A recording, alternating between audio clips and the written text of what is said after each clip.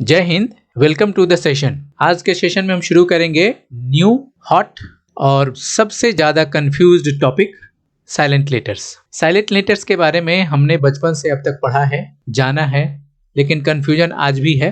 तो इसमें क्वेश्चन आता है कि इंग्लिश में साइलेंट लेटर्स होते क्यों हैं, क्या कारण है। दूसरा, अगर होते हैं तो प्रोनाउंस क्यों नहीं करते, अगर हैं साइलेंट लेटर्स हैं तो उसको प्रोनाउंस क्यों नहीं करते। और सबसे बड़ा कंफ्यूजन ये है कि अगर साइलेंट लेटर्स को बोलना ही नहीं है, प्रोनाउंस ही नहीं करना है, तो इसे लिखते क्यों है, क्या कारण है। तो आज के सेशन में हम इसी कंफ्यूजन को पहचानने की कोशिश करेंगे और उसके लिए कुछ एग्जांपल्स है।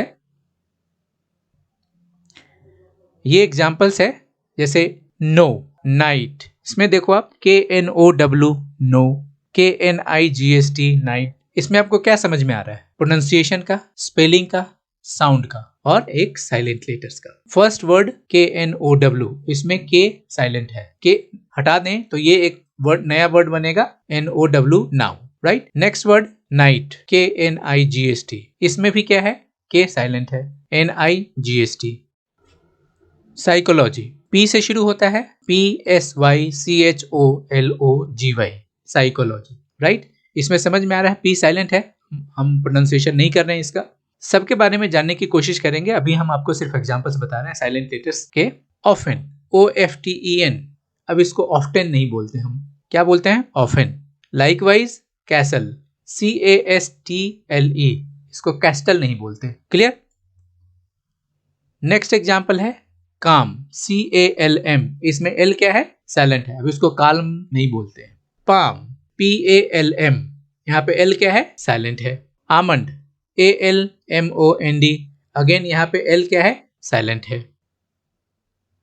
R, HOUR, R, इसमें H साइलेंट है, H हटा देंगे OUR बन जाएगा, एक अलग वर्ड बनेगा।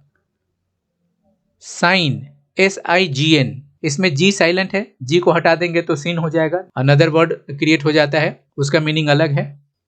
राइट, WRIGST, राइट, इसका मतलब क्या होता है, बिल्डर। इसमें अगर W हटा दें तो बचेगा RIGST, राइट। राइट का मतलब होता है जब आप सही होते हो अपने स्टेटमेंट को लेकर के, तब वहां पे आप राइट बोलते हो। या अगर किसी को डायरेक्शन बताना होता है तो राइट डायरेक्शन, लेफ्ट डायरेक्शन, हम डायरेक्शन की बात करते हैं वहां पे। नेक्स्ट वर्ड है कॉम, अब इसको कॉम्ब नहीं बोलते हैं, ये कॉम्ब ब नहीं आएगा इसमें, राइट, ये आएगा COM, M पे हम रुक जाते हैं, COMB, कॉम्ब, इसमें B साइलेंट है। चलो अब थोड़ा सा फेमिलियर हो गए कि कैसे साइलेंट लेटर्स होते हैं, मैंने कुछ एग्जांपल्स देकर के आपको उससे फेमिलियर कराया। आगे चलते हैं।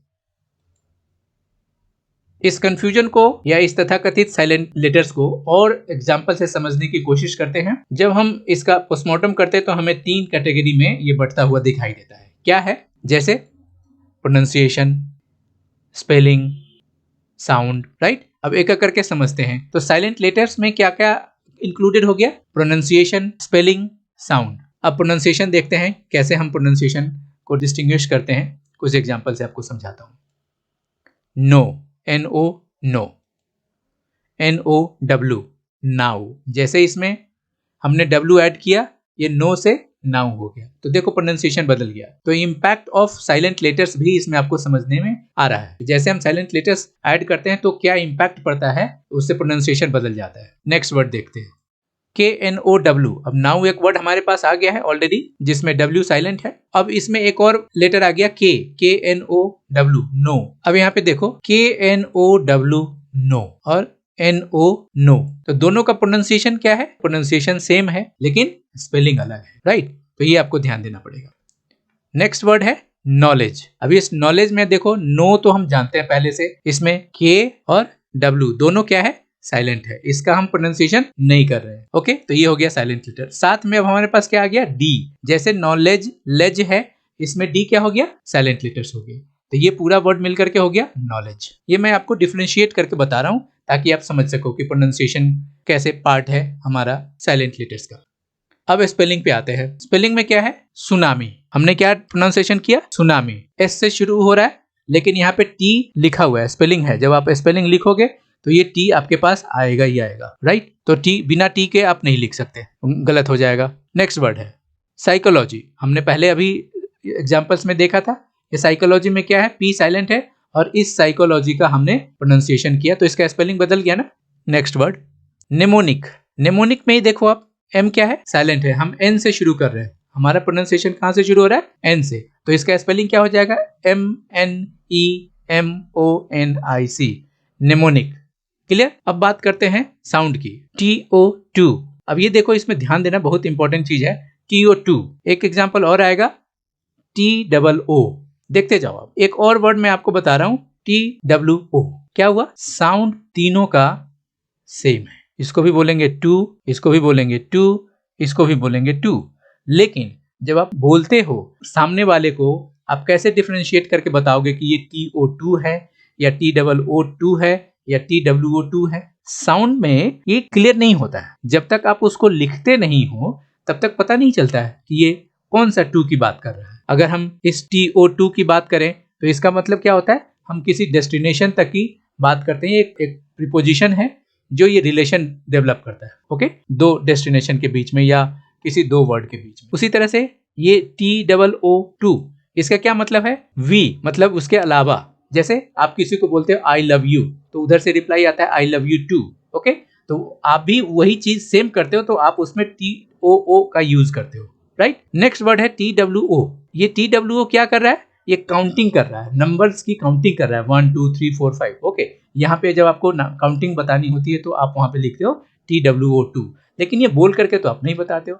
हाँ, जब आप उसको सेंटेंस में यूज करते हो तब समझ में आता है, लेकिन बोलते समय अगर मैं आपको बोलूं टू टू टू, क्या समझ में आ रहा है, कौन सा टू आप लोगे, TO2 लोगे या TOO2 लोगे या TWO लोगे, क्या लोगे, नहीं लोगे, समझ में नहीं आ रहा। हम क्या करते हैं, हम इसको और समझने की कोशिश करते हैं। इस तरह के जितने भी वर्ड्स होते हैं, मतलब इसमें क्या है, साउंड क्या हो रहा है, सेम है, इसको क्या बोलते हैं, होमोफोन्स। तो होमोफोन्स का मतलब क्या होता है कि वो वर्ड जिसका साउंड सेम हो, जिसका साउंड सेम हो लेकिन उसकी स्पेलिंग अलग हो, उसका मीनिंग अलग हो, तो उसको बोलते हैं होमोफोन्स। इसके बारे में और हम आगे बात करेंगे, अभी घबराने की जरूरत नहीं है, राइट। समझ में आई बात, ओके। अब हमने अभी होमोफोन्स की बात की, अब इस चीज को समझने के लिए और आगे हम बढ़ते हैं, जो आपको और क्लेरिफाई करेगा कि कैसे ये डिफरेंशिएट आपस में होते हैं। क्या कहता है, another example of sound of pronunciation. Sound of pronunciation का मतलब क्या हुआ कि सेम साउंड क्रिएट होगा, जिस प्रोनाउंसिएशन का साउंड सेम होगा उसके बारे में बात करेंगे। क्लियर। तो कैसे समझ में आएगा, अभी मैं आपको एक एग्जांपल देता हूं कि अगर सेम प्रोनाउंसिएशन है तो उसमें वो होमोफोन्स कहलाएगा, और वो वर्ड्स कैसे आएंगे, नाइट, NIGHT, नाइट। नेक्स्ट इसका जो होमोफोन्स है वो क्या है, KNIGHT, राइट। अब दोनों वर्ड आप बोल करके खुद देखो, NIGHT और KNIGHT, night night, same pronunciation हो गया। तो डिफरेंस क्या है, जब आप नाइट का साउंड क्रिएट करते हो, प्रोनाउंसिएशन करते हो, तो लेकिन यहाँ पे देखो एक और चीज है, ये G और H, ये यहाँ पे क्या है, साइलेंट हो गया। लेकिन अभी हम बात कर रहे हैं सेम साउंड ऑफ प्रोनाउंसिएशन यानी होमोफोन्स की। तो होमोफोन्स का क्या मतलब हुआ कि जब वो साउंड सेम होगा लेकिन उसका स्पेलिंग अलग होगा और मायने अलग होगा। अब देखो, इस नाइट का मतलब होता है रात, और इस नाइट का मतलब होता है शूरवीर। तो आप इसमें समझो कि यहाँ पे के क्या है, साइलेंट है। समझ में आ गई बात। तो ये क्या हो गया, होमोफोन्स, सेम प्रोनाउंसिएशन हो गया, सेम साउंड हो गया। अब हम बात करते हैं नेक्स्ट एग्जांपल की, राइट। इस राइट में भी देखो क्या है, GH, अगेन यहाँ पे साइलेंट लेटर है, और इसका होमोफोन्स क्या आएगा, इसका होमोफोन्स आएगा राइट, WRIGHT। अभी हमने डिस्कशन किया राइट का मीनिंग क्या होता है और इस राइट का क्या मतलब होता है। तो इस राइट का मतलब तो हमने अभी देखा कि डायरेक्शन के केस में, या जब आप सही गलत होते हो उसके केस में आप राइट का यूज करते हो, ओके। और इस WRIGHT का मतलब क्या हुआ, इसका मतलब होता है बिल्डर, जो बिल्डिंग बनाता है। सेम साउंड ऑफ प्रोनाउंसिएशन समझ में आ रहा होगा सभी को, क्लियर। नेक्स्ट वर्ड का एग्जांपल देखते हैं, राइट, RITE। इसमें RITE में क्या है, ई साइलेंट है, हम ई का कोई प्रोनाउंसिएशन नहीं कर रहे हैं, ओके। नेक्स्ट, इसका होमोफोन वर्ड्स क्या है, इसका होमोफोन्स है WRITE। अब दोनों का डिफरेंस देखो, ये होमोफोन्स कैसे हुआ, RITE का मतलब होता है अनुष्ठान, जब आप कोई यज्ञ पवित्र करते हो उसके लिए बोला जाता है। लेकिन WRITE तो सबको पता है, जब हम लिखना शुरू करते हैं, जब लिखते हैं उसको बोलते हैं राइट। तो देखो यहाँ पे क्या हो गया, सेम प्रोनाउंसिएशन आ रहा है, तो आपको होमोफोन्स का बेसिक कॉन्सेप्ट समझ में आ गया। और इसमें साथ साथ हमने क्या देखा, ये सिर्फ क्यों हो रहा है, ये सिर्फ हो रहा है साइलेंट लेटर्स की वजह से। यहाँ पे देखो W साइलेंट है, यहाँ पे भी देखो ये W साइलेंट है, यहाँ पे भी देखो ये के साइलेंट है। ओके, तो ये के ऐड होने से जो ओरिजिनल वर्ड हमारे पास ऑलरेडी है उसका मीनिंग बदल गया, उसका स्पेलिंग बदल गया, उसका मायने बदल गया। क्लियर? होप सबको समझ में आ गया ये। अब हमें लगभग साइलेंट लेटर्स का कॉन्सेप्ट क्या है वो समझ में आ रहा है, उसकी कहानी क्या है वो भी समझ में आ रहा है, और इसको समझने के लिए हम आगे बढ़ते हैं। इसका रीजन क्या है, ये साइलेंट लेटर्स क्यों होते हैं। शुरू में हमने यही डिस्कशन किया था कि why are the silent letters in English language, इसका क्या रीजन है, क्यों है, राइट। तो चलो हम उसके बारे में समझते हैं। अब हमारे पास क्वेश्चन क्या था कि why are the silent letters in English, what is the reason behind it. तो इसको समझने के लिए हमें क्या करना पड़ेगा, हमें उसके हिस्ट्री में जाना पड़ेगा। और जब हम हिस्ट्री में जाते हैं तो क्या हमें मिलता है, तो हमें पता चलता है कि साइलेंट लेटर्स होने के कुछ फैक्टर्स होते हैं। ऐसे ही तो साइलेंट लेटर्स आएगा नहीं, क्यों आएगा, उसका रीजन हमें समझना है। हमें पता चला कि इसके 3 मेन फैक्टर्स होते हैं। अब वो मेन फैक्टर्स क्या क्या हैं, वो मेन फैक्टर्स हैं ओरिजिन। ओरिजिन जैसे ही बात करते हैं हमें ये समझ में आता है कि ये वर्ड कहाँ से आया, कहाँ से लिया गया। हिस्ट्री, हिस्ट्री से हमें क्या समझ में आता है कि उसकी हिस्ट्री क्या है, वो कैसे चेंज हुआ। नेक्स्ट मेन फैक्टर है एवोल्यूशन। तो इवोल्यूशन का क्या मतलब हुआ कि वो शब्द का ओरिजिन हमें पता चल गया, हिस्ट्री पता चल गया, लेकिन समय के साथ इवोल्यूट होता चला गया, उसमें मॉडिफिकेशंस होते चले गए। उसी बात को हम यहाँ पे समझने की कोशिश करेंगे कि ये ओरिजिन किसी वर्ड का क्या होता है, ओके, हिस्ट्री क्या है उसकी, और उसका एवोल्यूशन समय के साथ उसमें जो बदलाव हुए उसके बारे में हम समझने की कोशिश करेंगे, राइट। अब हम बात करते हैं ओरिजिन, हिस्ट्री और एवोल्यूशन का डिटेल्स। अब इस डिटेल्स में हम जाएंगे तो हमें पता चलेगा कि ओरिजिन का क्या रोल है, हिस्ट्री का क्या रोल है, एवोल्यूशन कैसे हुआ। ओके, तो पॉइंट वाइज हम डिस्कशन करते हैं। पॉइंट वन का मतलब यहाँ पे क्या है, हम कह रहे हैं कि propagation of English language across countries, region and continent. इसका क्या मतलब हुआ कि जब इंग्लिश एम्पायर का जब एक्सटेंशन होता है, जब वो दूसरे दूसरे कंट्री में जाता है, तो क्या हुआ, उसके साथ साथ उसका लैंग्वेज भी प्रोपगेट होता है, मतलब इंग्लिश का विस्तार होता है, इंग्लिश लैंग्वेज का विस्तार होता है। जैसे जैसे इंग्लिश एम्पायर एक अपने कंट्री से दूसरे कंट्री पे एक्सपैंड किया तो क्या हुआ, वो और बढ़ता चला गया, उसके साथ साथ उसकी इंग्लिश लैंग्वेज भी बढ़ती चली गई, और जिस भी कंट्रीज में गया, रीजन में गया, कॉन्टिनेंट में गया, वो वहां पे उसका फैलाव होता चला गया, विस्तार होता चला गया। हुआ ये कि वो जब जिस कंट्री में गया, जिस कंट्री को इन्वेड किया, जिस पे राज किया, वहां पे उसका खुद का इंग्लिश लैंग्वेज तो अपना लेकर गया ही, साथ साथ वहां का जो लोकल जो एक्सेंट है, जो वहां का कल्चर है, उसकी वजह से वहां का जो स्पीकर्स थे, वो स्पीकर्स का एक अपना खुद का एक्सेंट है, खुद का कल्चर है। उस एक्सेंट और कल्चर की वजह से उनका प्रोनाउंसिएशन भी डिफरेंट है इंग्लिश लैंग्वेज से, राइट। तो उससे क्या हुआ, जब इंग्लिश लैंग्वेज उनके पास आया, नया नया आया, तो क्या हुआ, उनको बोलने में परेशानी हुई due to accent and culture. तो हुआ क्या कि ओवर द ईयर्स उन्होंने भी उस आए हुए इंग्लिश लैंग्वेज को अपने हिसाब से प्रोनाउंसिएशन करना शुरू कर दिया। तो उसमें हुआ क्या, जब अपने हिसाब से प्रोनाउंसिएशन किया तो उसमें बहुत सारे मॉडिफिकेशंस अपने आप होते चले गए, और उसका सबसे ज्यादा इंपैक्ट किस पे पड़ा, कॉन्सोनेंट्स पे। आगे बात करेंगे वोवेल और कॉन्सोनेंट की, उसमें और डिटेल्स हम समझाएंगे आपको। तो क्या हुआ, क्लस्टर्स ऑफ कॉन्सोनेंट, मतलब एक से ज्यादा कॉन्सोनेंट पे इसका इंपैक्ट पड़ा, उसको चेंज कर दिया। तो चेंज होने पर हुआ क्या कि वही जो कॉन्सोनेंट था जिसको चेंज किया, जिसका प्रोनाउंसिएशन बदल दिया, वही बाद में साइलेंट लेटर्स हो गया, ठीक है, क्योंकि बोलने में प्रोनाउंसिएशन में दिक्कत होती है। एक तो ये इंपैक्ट हो गया। अब आप समझो कि जब इंग्लिश एम्पायर एक्सपेंड कर रहा है तो अपना लैंग्वेज तो दूसरे को दे रहा है, दूसरे कंट्रीज में दिया जहां पे वो शासन किया, दूसरे रीजन में, कंट्रीज में जहां जहां गया वहां पे। साथ साथ हुआ क्या कि बहुत सारे वर्ड्स उन्होंने बोरो भी कर लिए अपने पास, अपने इंग्लिश लैंग्वेज में इनपुट भी दिया। तो इसका क्या मतलब हुआ कि बहुत सारे लैंग्वेज जो दूसरे लैंग्वेजेस हैं, जहां जहां उन्होंने जिस कंट्री में या जिस रीजन में, जिस कॉन्टिनेंट में उन्होंने अपना शासन किया, वहां से भी लोकल वर्ड्स उनको मिलते चले गए।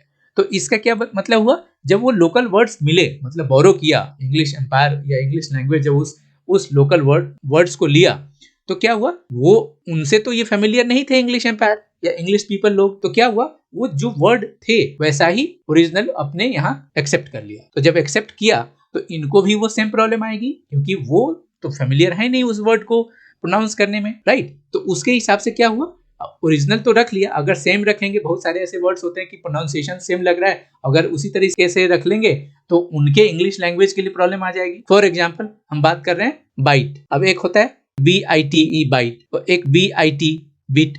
तो ये इस तरह का एक एग्जाम्पल है, मैंने आपको और भी मैं बताऊंगा। तो ये इस तरह के अगर वर्ड्स उनको मिलेंगे तो उनके खुद के लैंग्वेज के लिए दिक्कत हो जाएगी। तो क्या किया उन्होंने, जहां से वो बोरो कर रहे हैं, जिस कंट्री से, जिस रीजन से, जिस कॉन्टिनेंट से, जिस एरिया से उनके पास वो लोकल लैंग्वेज का वर्ड उनके इंग्लिश में आ रहा है, उसको वैसे ही उन्होंने ओरिजिनल फॉर्मेट में रख लिया। तो रखने के बाद क्या हुआ कि अब उनके पास ऐसे तो है नहीं, तो क्या हुआ, अब उनको बोलने में भी दिक्कत आ रही है, प्रोनाउंसिएशन करने में भी दिक्कत आ रही है। तो उन्होंने क्या किया, एक उसमें सब्स्टिट्यूट ऐड कर दिया। क्या कर दिया, सब्स्टिट्यूट ऐड कर दिया।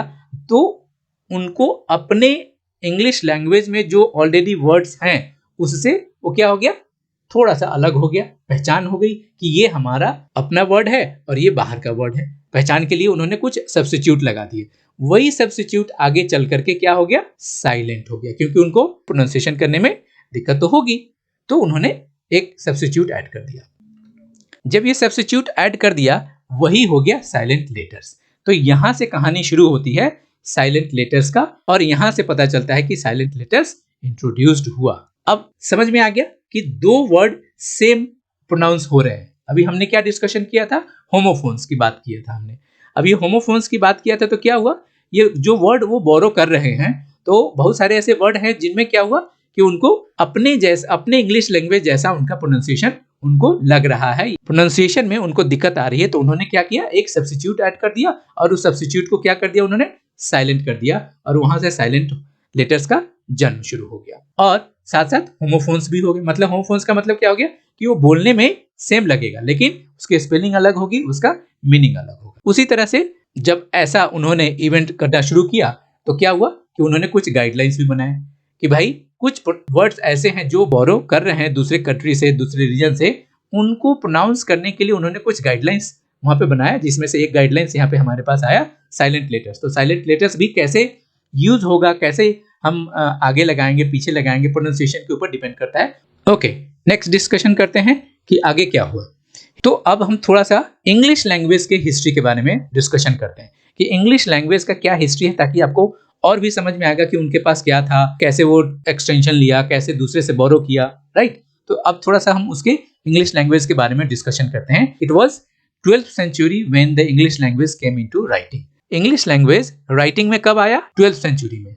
मतलब उसके पहले वो वर्बल था, वो बोल बोल करके कम्युनिकेट करते थे, उनके पास कोई लिखने का कोई तरीका नहीं था। तो ये हम बात कर रहे हैं कुछ फैक्ट्स के बारे में, उसके हिस्ट्री के फैक्ट्स के बारे में, जिससे हमें समझ में आएगा कि वो साइलेंट लेटर्स कैसे काम कर रहा है।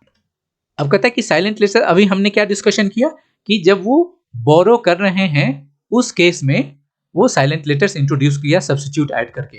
तो ये कब से शुरू हुआ, कहता है कि ये 15th सेंचुरी से शुरू हुआ। कब, जब वो क्लासिक पीरियड, क्लासिक पीरियड किसको बोलते हैं, जब उन्होंने लिखना पढ़ना शुरू कर दिया, उसके बाद थोड़े से अपने आप को सभ्य मानने लगे, तो उसको क्लासिक पीरियड उन्होंने बोलना शुरू किया। और चूंकि और दूसरी कंट्रीज में वो इन्वेजन करना शुरू कर दिए, दूसरे कंट्रीज पे, दूसरे रीजन में शासन करना शुरू कर दिए, तो अपने आप को क्लासिक मानना शुरू कर दिए। ओके, अब 15th सेंचुरी में प्रिंटिंग प्रेस आ गई, इंट्रोड्यूस हुआ। तो इसका क्या मतलब हुआ, 12th सेंचुरी में तो उन्होंने अपने लैंग्वेज को लिखना शुरू कर दिया, और जब लिखना शुरू किया, दूसरे कंट्रीज में गए, तो वहां पे साइलेंट लेटर्स का उन्होंने इंट्रोड्यूस किया। ये सब क्लियर हो गया। अब 15th सेंचुरी में ही प्रिंटिंग प्रेस आ गई। मतलब क्या हो गया कि हाथ से लिखने के बजाय अब प्रिंटिंग प्रेस में, जैसे पेपर है, न्यूज़पेपर है, आर्टिकल है, ऐसा पब्लिश होने के लिए ये प्रिंटिंग प्रेस इंट्रोड्यूस हुआ फर्स्ट टाइम 15th सेंचुरी में, और वहां से इंग्लिश लैंग्वेज में जो लेटर्स हैं वो प्रिंट होना शुरू हो गया। तो चलो, ये तो हमने कुछ बेसिक फैक्ट्स की बात हमने की। हम आगे और बात करते हैं। अब हम प्योर लैंग्वेज की बात करते हैं कि उस जमाने में लोग बोलते कैसे थे, क्या उनकी स्थिति थी, कैसे बोलते थे, क्या प्रोनाउंस करते थे। अब हम डिस्कशन करते हैं उनके इंग्लिश लैंग्वेज की। उनके लैंग्वेज कैसे थे, नेटिव पीपल्स जो थे, स्पीकर्स जो थे, वो कैसे बोलते थे। तो फैक्ट ये है कि earlier old English orthography was about 90% phonemic.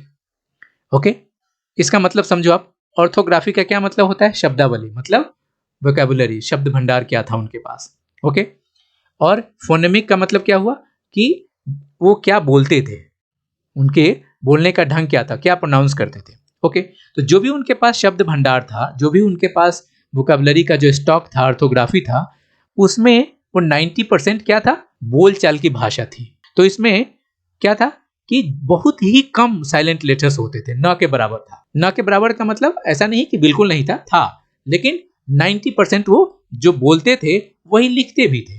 Okay, इसका क्या मतलब हुआ, लगभग 10% ऐसे वर्ड्स थे जिनमें साइलेंट लेटर्स हुआ करते थे। बाकी सारे वर्ड्स वो जैसा बोलते थे वैसा लिखते थे, उसका प्रोनाउंसिएशन भी वैसे ही करते थे। The words were pronounced exactly as they were spelled, मतलब जो वो स्पेलिंग करते थे, जो उनकी राइटिंग थी, जो जैसा लिखते थे वैसा ही बोलते भी थे, या जैसा बोलते थे वैसा लिखते भी थे।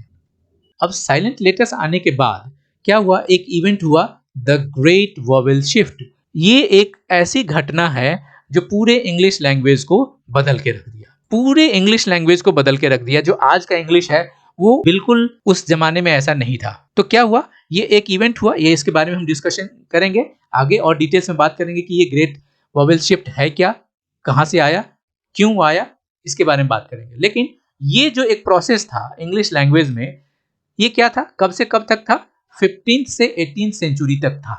मतलब ये 300 साल तक इसमें बहुत सारे बदलाव होते रहे, लैंग्वेज पे काम होता रहा। जो ग्रामेरियन थे, जो लर्नेड पीपल थे, उन्होंने इस पे काम करना शुरू किया और वो सब मिलाकर के उसको ग्रेट वोवेल शिफ्ट किया। तो अब इसके नाम से ही पता चल रहा है कि जो वोवेल्स आप जानते हो 5 वोवेल्स होते हैं, A E I O U, लेकिन उसकी वजह से, ये 5 वोवेल्स की वजह से उनके पूरे इंग्लिश में, पूरे इंग्लिश ग्रामर में, उनके पूरे इंग्लिश लैंग्वेज में एक धमाल मचा दिया। लेकिन ये बहुत लंबा समय लिया, लगभग 300 साल तक लिया, 15 to 18 सेंचुरी तक ये प्रोसेस चलता रहा।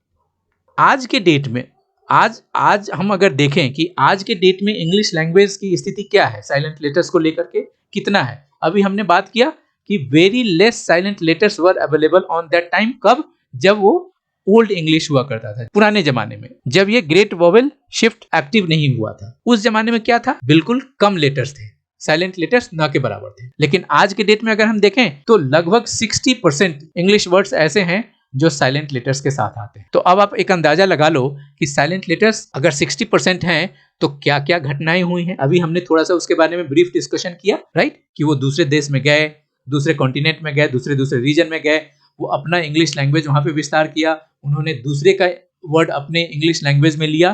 तो इन सब प्रोसेस में क्या क्या हो रहा है हम थोड़ा थोड़ा समझने की कोशिश कर रहे हैं, आगे बढ़ रहे हैं। तो ये क्या हुआ, बाकी जो ये साइलेंट लेटर्स आज के डेट में 60% है, ये क्या है, दूसरे लैंग्वेज से लिया हुआ है। मतलब इसको हम ये कह सकते हैं कि ये एक फॉरेन लैंग्वेज का वर्ड है। अब ये देखते हैं कि उस जमाने में तो 90% लोग बोल करके काम चलाते थे, जैसा बोलते थे वैसा लिखते थे, जैसा लिखते थे वैसा बोलते थे। हमने अभी देखा ग्रेट वोवेल शिफ्ट यहाँ पे प्रोसेस में आया। आज के डेट में अगर इसका तथ्य जाने, इसका कंडीशन जाने, तो इंग्लिश लैंग्वेज की स्थिति ये है कि जितने भी इंग्लिश वर्ड्स हैं, जो आज हम जिसको इंग्लिश वर्ड बोलते हैं, तो उसमें 60% क्या है, साइलेंट लेटर्स है। और ये साइलेंट लेटर्स, ये 60% आए कहां से, ये एक दिन में तो हुआ नहीं, ये धीरे धीरे धीरे धीरे बढ़ता चला गया due to the great vowel shift. अभी इसके बारे में हम बार बार चर्चा कर रहे हैं, इसका डिटेल्स और जानेंगे क्या होता है ग्रेट वोवेल शिफ्ट। अब ये 60% जो साइलेंट लेटर्स है, ये आए कहां से, कि जो वो वर्ड्स वो बोरो कर रहे थे, उस केस में उनको एक सब्स्टिट्यूट लगाना पड़ रहा था और वहां पे वो धीरे धीरे बढ़ता चला गया। मोर देन 60% उनके वर्ड्स साइलेंट हो गए। मतलब ये दूसरे लैंग्वेज से आए हुए वर्ड्स हैं, फॉरेन लैंग्वेज से आए हुए वर्ड्स हैं। अब ये फॉरेन लैंग्वेज कौन कौन से हो सकते हैं, जहां पे उन्होंने ज्यादा राज किया होगा, ज्यादा शासन किया होगा, या उनके यहाँ इंग्लिश मैन के ऊपर जो दूसरे कंट्री ने इन्वेजन किया, राज किया, तो उन्होंने भी तो अपना इम्पैक्ट छोड़ा होगा। तो सब मिलाकर के ये क्या हो गया, फॉरेन लैंग्वेज का इम्पैक्ट ज्यादा है। तो आपको समझ में आ रहा है ये फॉरेन लैंग्वेज कौन कौन से हैं, मेनली कौन कौन से हैं, ये अभी आपको समझ में आएगा। हमारे पास लिस्ट ये आ रहा है, लैटिन है, जर्मनी है, ग्रीक है, जापान है, नॉर्से है, फ्रेंच है और हिंदी भी है। हमारी फॉरेन लैंग्वेज कंट्रीज के नाम लिए हैं जिसका इम्पैक्ट ज्यादा है। तो अब आपको समझ में आ गया कि ये क्या प्रॉब्लम है और क्यों साइलेंट लेटर्स हैं, थोड़ा थोड़ा समझ में आ रहा होगा आपको। अब आगे बढ़ते हैं। अब यहीं से एक क्वेश्चन शुरू होता है जो हम शुरू में किए थे, साइलेंट लेटर्स हैं इंग्लिश में, उनको हम लिखते क्यों हैं और प्रोनाउंस क्यों नहीं करते हैं। ये थोड़ा सा एक आइडिया आ गया होगा। आगे बढ़ते हैं।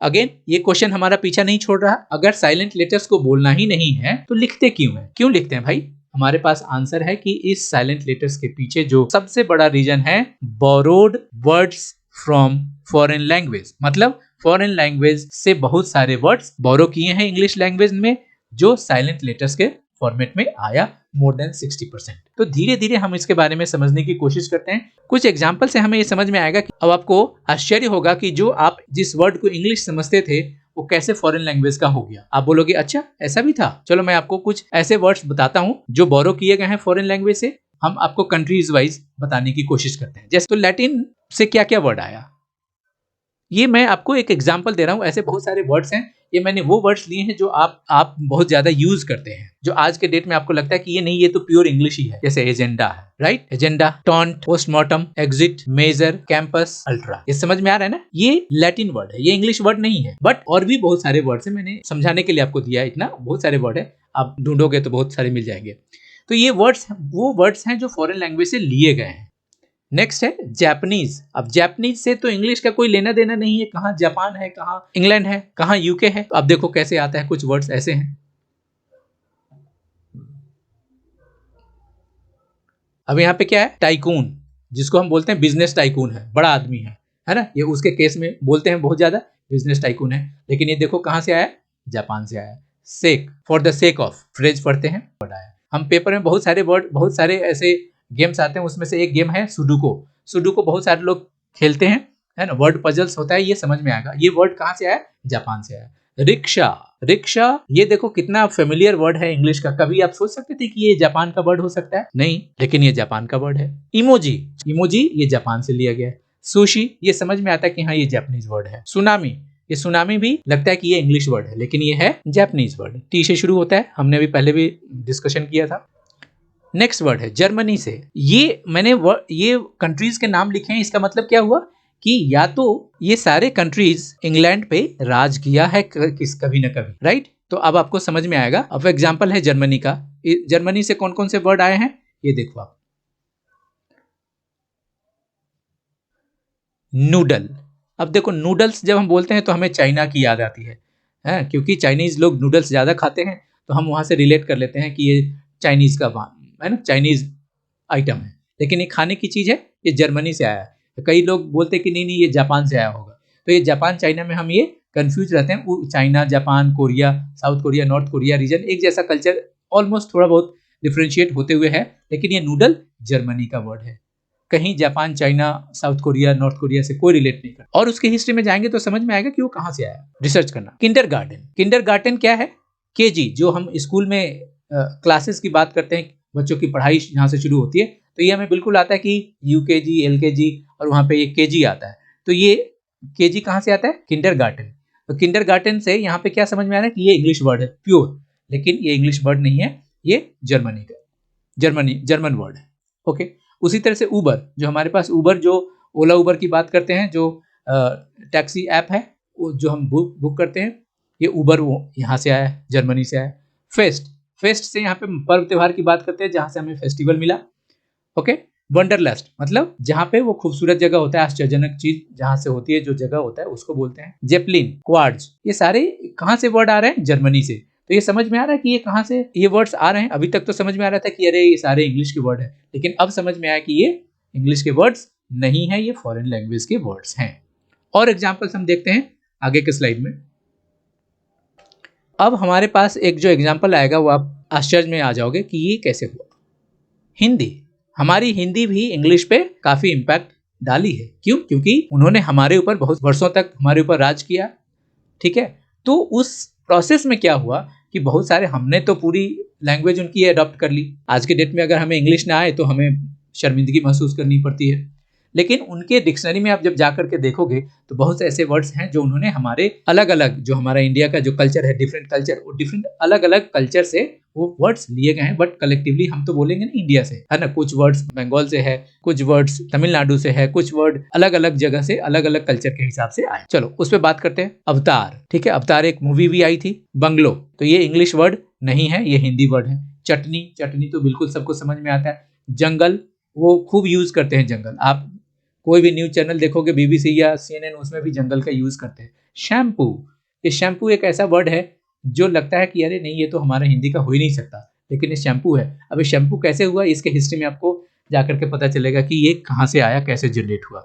बैंगल्स, ये बंगाल से आया है। अब बैंगल्स तो हम बोलते हैं, लेकिन इसका इसका इंग्लिश अगर हम बोलें तो ब्रेसलेट होता है, लेकिन बैंगल्स उन्होंने अडॉप्ट कर लिया, हमारे से ले लिया, तो हमारा भी इम्पैक्ट उनके ऊपर खूब है।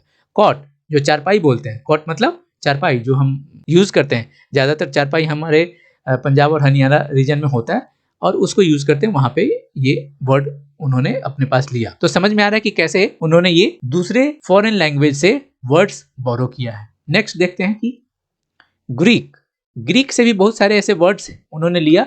अब ये कुछ एग्जांपल्स हैं यहाँ पे। एकेडमी बिल्कुल अलग है ना, आपको लगा नहीं है इंग्लिश वर्ड है, नहीं है। बेस इंग्लिश नहीं है, ग्रीक से आया है। सिमेट्री जो एक अलाइंड होता है, एक तरीके का, इंग्लिश वर्ड नहीं है, ग्रीक से आया है।